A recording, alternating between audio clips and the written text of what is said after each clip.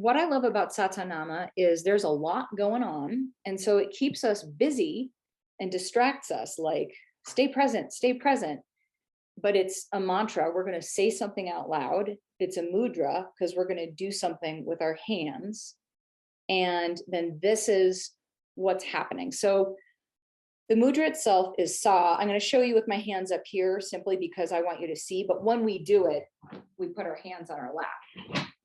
We're going to do this together in a minute. But sa is the thumb and the index finger. Ta is the thumb and the middle finger.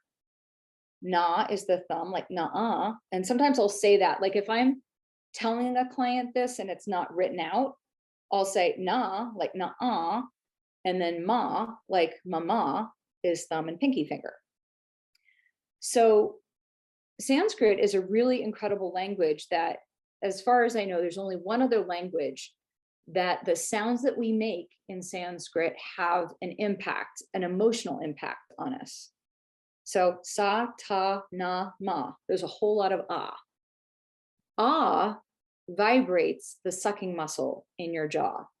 And think about it. When we go,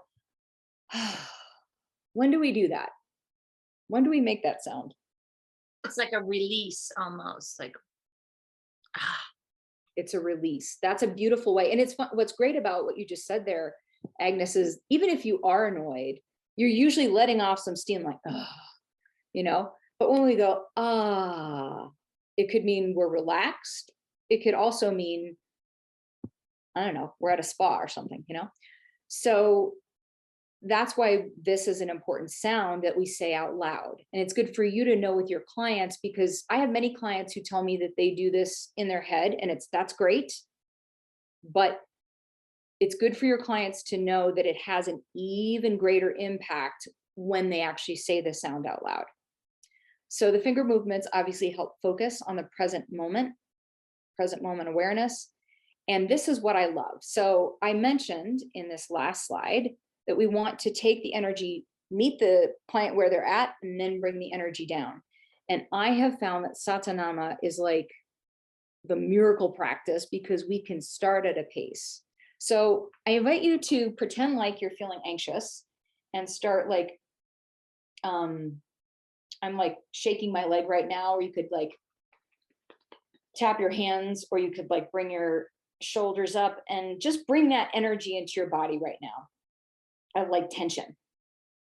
And so I'm going to put my hands up here so you can see what I'm doing.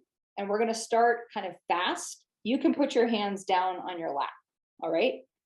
So I'm going to nod my head, and that will tell you when we're moving. So join me when you're ready. Sa, ta, na, ma. Sa, ta, na, ma. One more time. Sa, ta, na, ma. Now we'll slow it down. Sa, ta, na, ma. Two more times that speed. Sa, ta, na, ma. One more time that speed. Sa, ta, na, ma. Slower. Sa, ta, na, ma. Sa, ta, na, ma. Slower. Sa, ta, na, ma. Even slower. Sa, ta, na, ma. Two more times, even slower. Sa, ta, na, ma.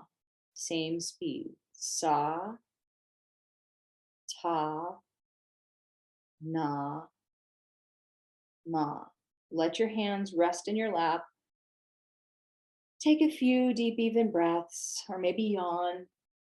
That made me want to stretch, so I'm going to stretch. And what was that practice like for you? Noticing some people are like actually stretching their neck.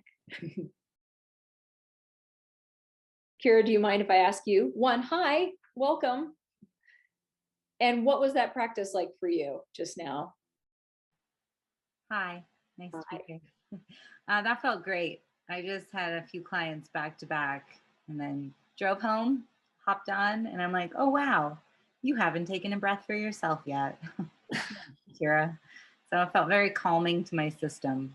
And when you said it, that you felt like stretching, I Mhm. was like, I do too, actually. So thank you for that permission there. Yeah. Those little bits right there of giving the permission, much like we were talking about with Whitney, giving permission if it's not going well, or giving permission to, you know, move is really, I think the more you practice this and the more you practice these techniques with your client, but for yourself, it just becomes natural too, to know when people need permission.